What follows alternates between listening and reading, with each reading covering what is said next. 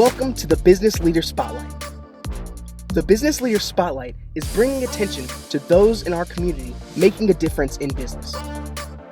It is also an opportunity to identify the skills they have learned and applied to get where they are. And now, let us go into this week's interview.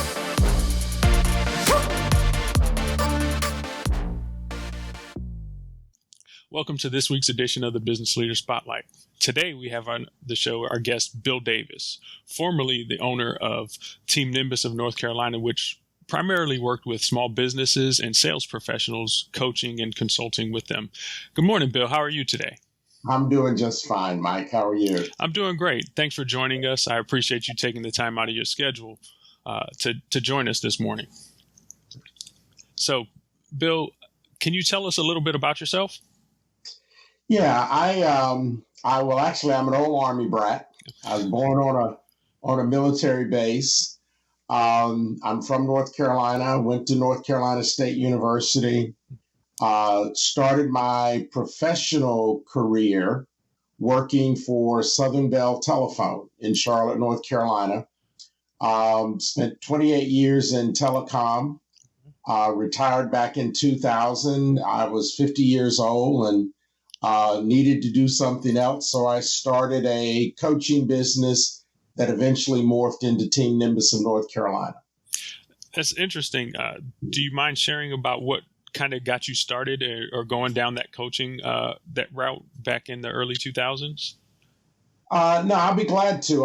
That takes you back to my corporate career. With the divestiture of the telephone industry back in 83, 84, we were engaged in an awful lot of change and change management. And at one point in my career, I actually took on an internal consulting kind of responsibility and got introduced to a coach that had done a lot of work in the part of AT&T that I was in at the time. And frankly, I got inspired by him and the work he did. And I began to take on the perspective of coaching to produce results and performance.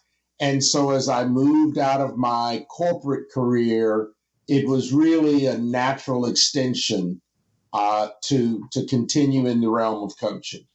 That's interesting how that connection with one person and their influence can really transition your career and take you from, I'll say, up level your performance and your thinking in small ways. So you talk. We touched on briefly that you went into your own small business, Team Nimbus of North Carolina. Can you talk about or share a little bit about what your work was there and how you were working with small business owners and sales professionals? Yeah, Team Nimbus was focused on small business owners and sales professionals.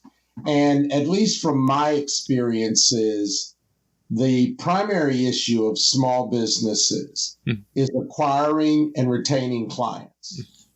And that was actually the focus of Team Nimbus. It was focused on working with business owners and sales professionals around acquiring clients and retaining clients. And I did that in a number of ways or used a number of modalities. One was training. I also, and the core of the business was peer advisory groups, which was bringing together like-minded business owners, working together to help each other solve the challenges of growth in their business. And then I also did one-on-one coaching. So I used 3 different modalities to approach it, but in all of those, the focus inevitably was around client acquisition and growing the business. Interesting. In all of your time in your working with different clients and different small business owners, was there a common theme that you noticed about I'll say hindrances or limiting beliefs that people had that you seem to run into on a frequent basis?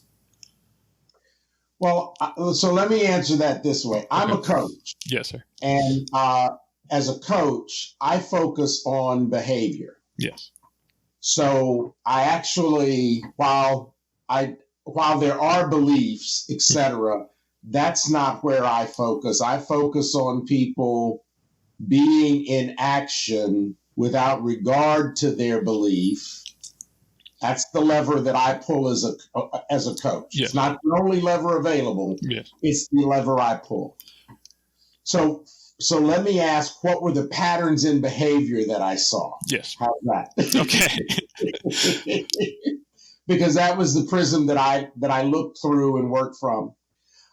One is that small business owners tended, one, to not engage in the activities that it takes to produce a client. More critically, they tended not to engage in enough activity to produce clients. And the third thing is that they interacted with every prospect like that was the one that was going to be the client.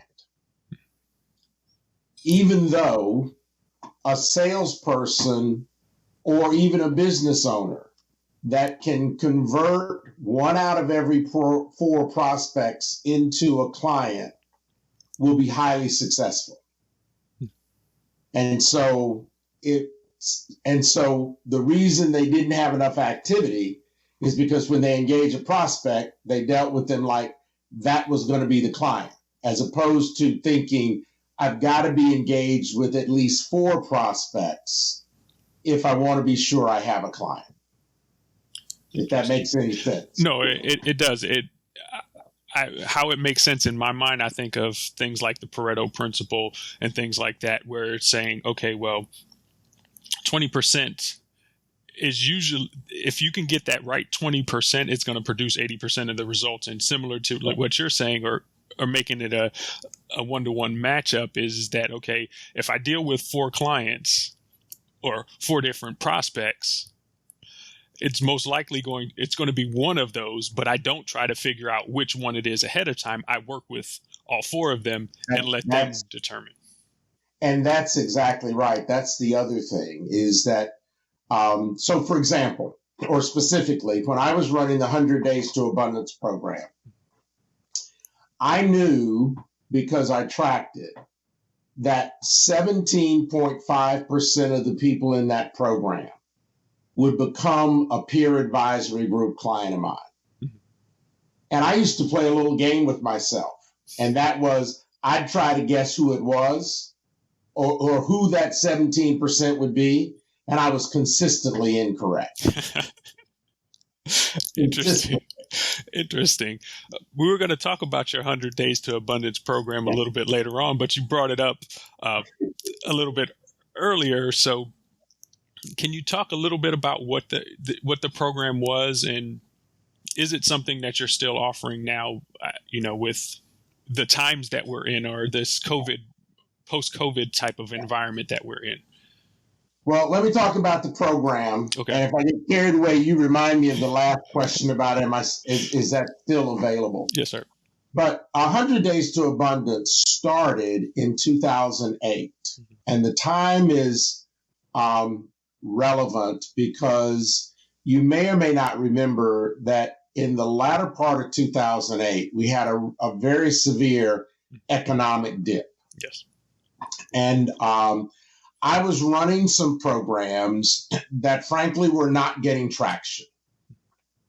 And a very close associate of mine suggested that I take basically the same content of those programs and offer it in a 100-day period for $1 a day.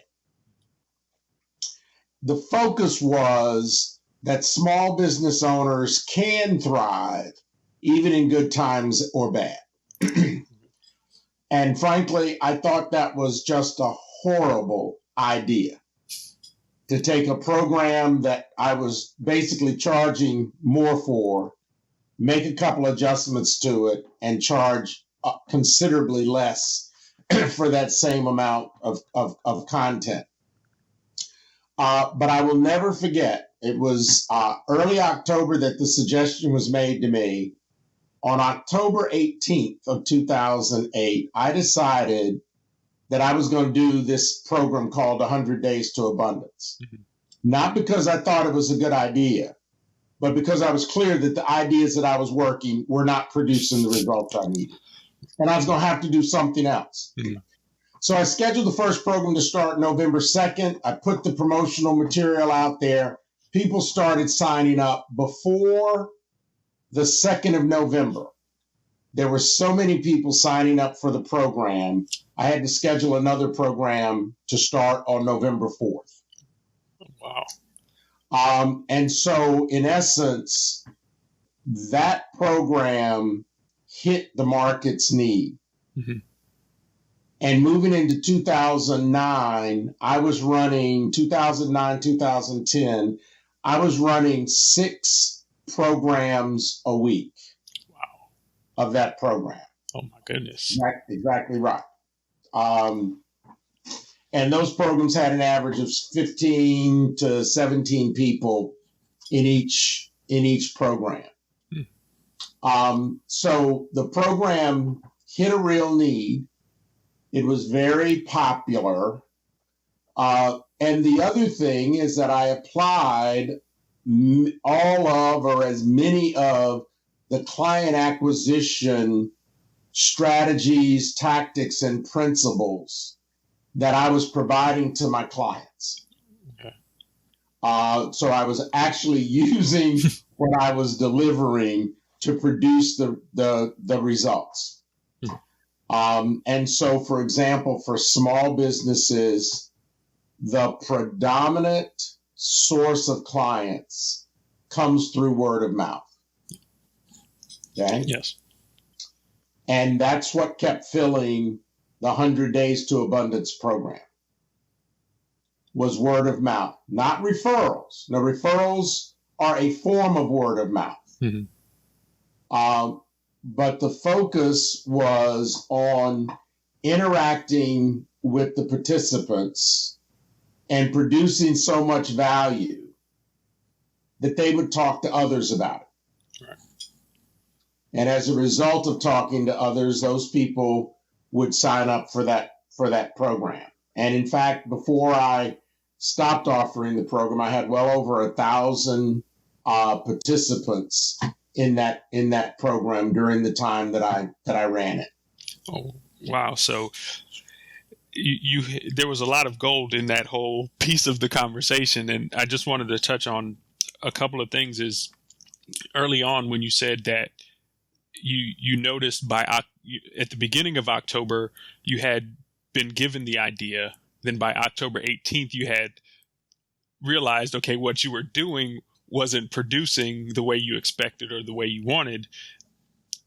Aside from just the results themselves, was there any changes in your thinking? Were there any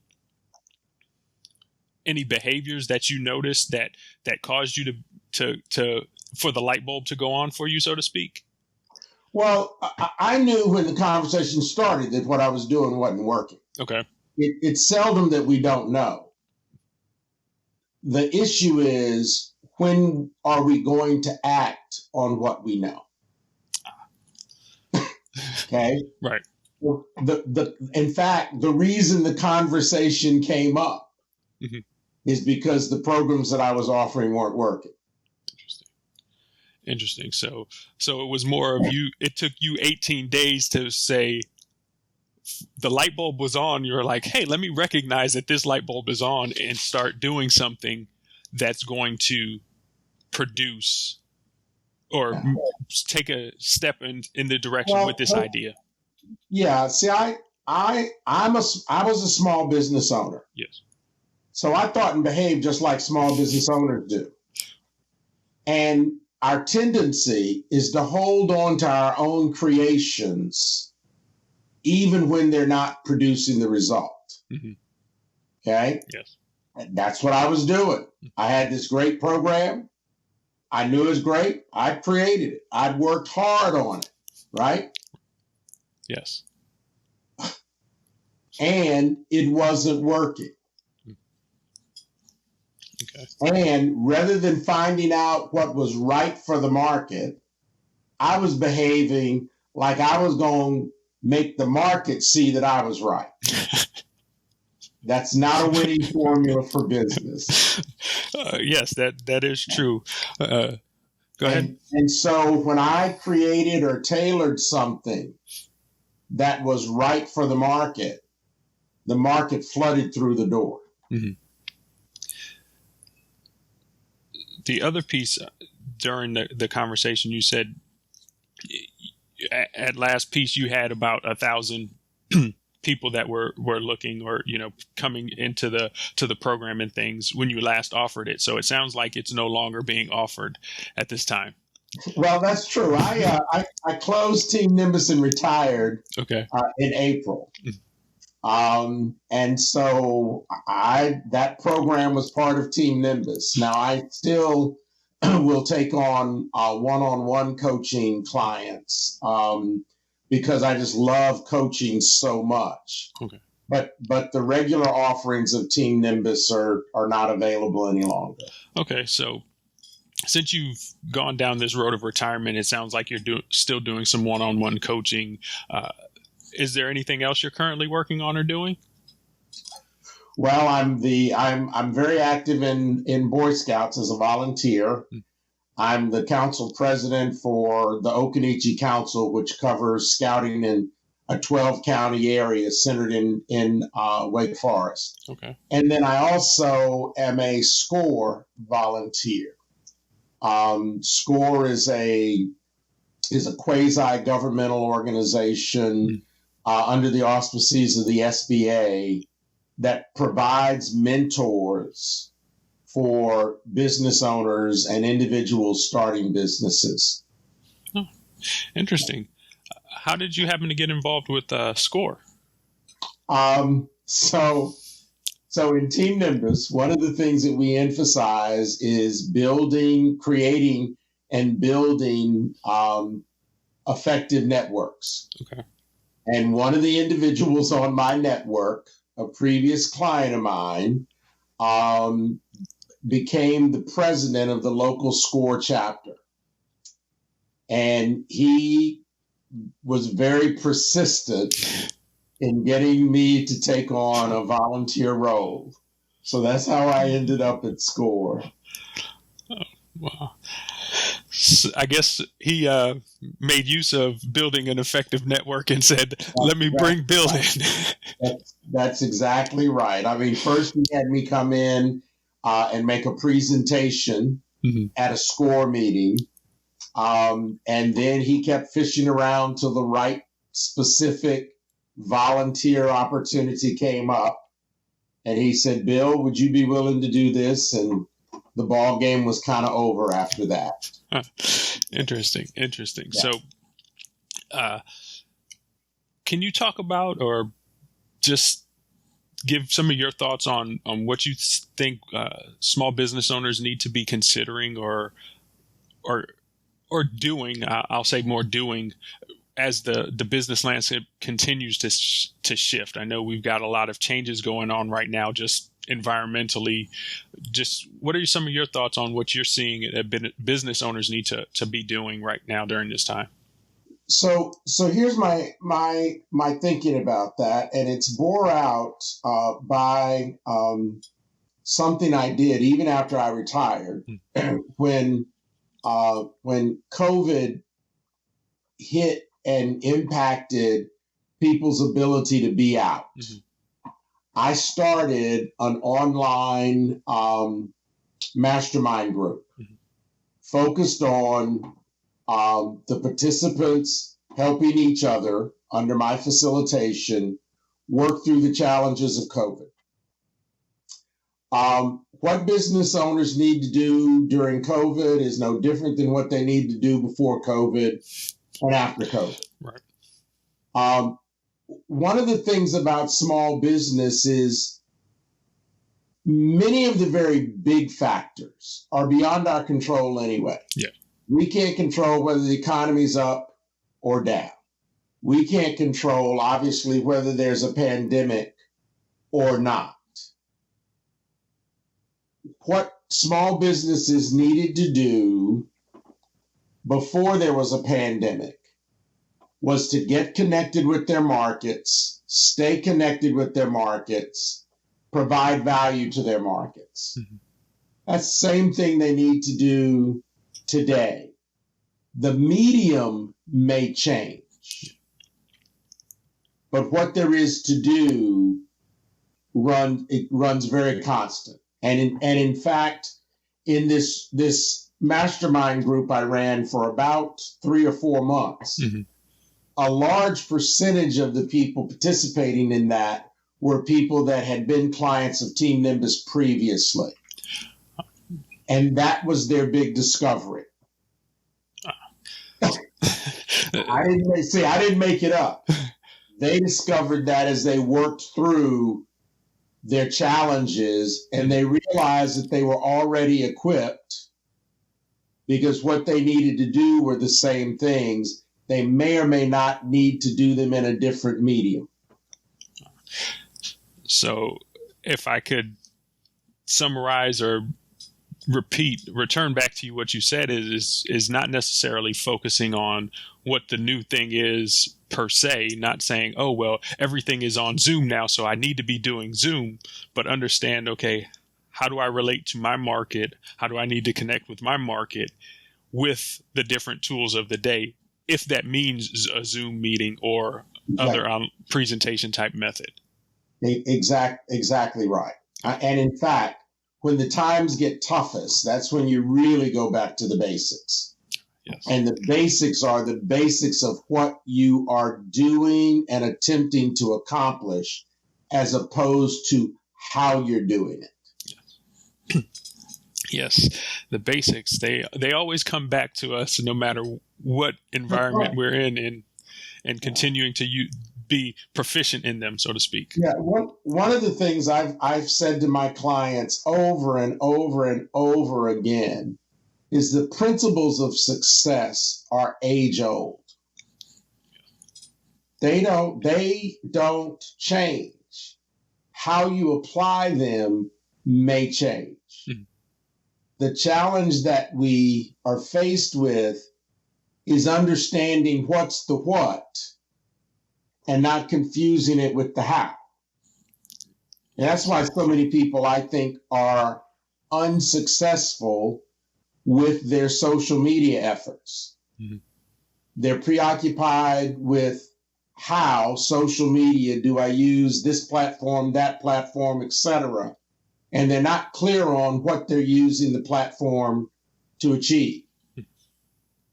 And as a result, they do things that aren't consistent with what they really want to achieve. Right. Interesting. That speaks volumes, especially with how much people use or depend upon social media, and what I've seen in a lot of cases is it's almost like it's just a continual pushing out of, hey, oh, I need to be on social media, so I need to put things out there, not necessarily connecting it back to, okay, what is it that you do and what is it that you're trying to get into the market? And think of that same thing about put things out there. If there was no COVID and you were and someone was going to, let's say, networking events, mm-hmm. and they were just putting stuff out there, that wouldn't be effective in that medium either. Very simple, but yet very, very much correct. Absolutely. So the medium doesn't change. The medium is how you go about doing something. It's not what you go about doing. Sure. Okay. I guess my last question, unless you throw something else out there, is what do you see as the biggest challenge for small businesses? And in the next 12 to 18 months, I know we've talked a lot about the focusing back to the basics for the business and getting there. But are there any other challenges that you see coming over the next 12 to 18 months? I really don't. I think any small business that can address the challenge of acquiring clients will be successful. Okay. Yeah, because that's the lifeblood. Now, will there be things that happen over the next 18 months that will have that small businesses will have to react to? Yes, they will. Mm-hmm. Will those things ever have a bigger impact on a small business beyond its ability to acquire clients? My experience over the last 19 years, and lots of things have happened, my experience is no. Nothing gets bigger than that challenge. Interesting that it continues to go back to the same points, and it's almost like a reiteration of going back to the basics of, okay, what is it that you do, and what is it that what problem are you solving, so to speak, if I can say it like that. And regardless of the challenges brought about or being faced, can you get your focus back onto that process? Yeah, and here's how I will substantiate what I just said. So 100 Days to Abundance started in the latter part of 2008.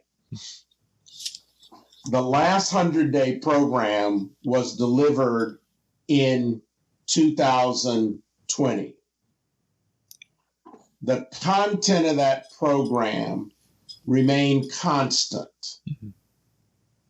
from 2008 to 2020. And people's feedback and experience of the program during 2008 and 2020 was very consistent in terms of their thoughts of the value of the program. So that's where my observation comes from. Having held something constant for that period of time that focused on client acquisition, and we've had the economy go up and down, we've had COVID, we've had various things over that period of time. It seems like being able to understand, okay, I think we said it earlier, is that understanding of the basics and always saying, okay, what is it that I'm going back to? What is it that I'm here to do? What is it that I'm trying to do? And just with your example of, roughly 12 years of your 100 Days to Abundance program, the content being the same and it still being effective, whether or not the market's up, the market is down, we have a pandemic, we don't have a pandemic, we have, this thing in the news or that thing in the news, it always stays consistent. And I guess the biggest challenge that I'm surmising is for small business owners or small businesses is that you have to stay consistent at what it is that you do.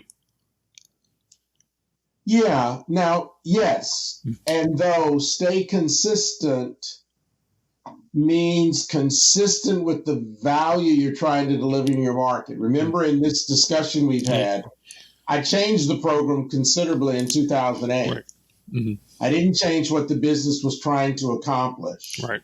Right. Yes. And so, there is a real payoff in consistency and persistent pursuit of the desired outcome of the business.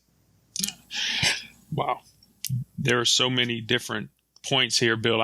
I do appreciate you taking the time and just sharing some of the different wisdom and insights that you've had over the past few years in just your career and how you've transitioned from being in the corporate environment and then in your coaching practice. Is there any other things that you want to share with the audience before we go today? Just that small business ownership, while it has its ups and downs, is extraordinarily rewarding. And it provides a considerable amount of freedom to live the life you dream of. All righty. Bill, I want to thank you again for taking the time out and joining us. That's all we'll have. That's all we have this week on the show. I want to say thank you to everyone for joining us and have a great week. Thank you for watching this week's video. I hope you were able to find one thing you can begin to apply to your life today. I would appreciate it if you would like, comment, and subscribe. Also, if you have any feedback, leave it in the comments below. Let us know if you know of any great guests to be on the spotlight. I look forward to your questions and your comments. Thanks again for watching.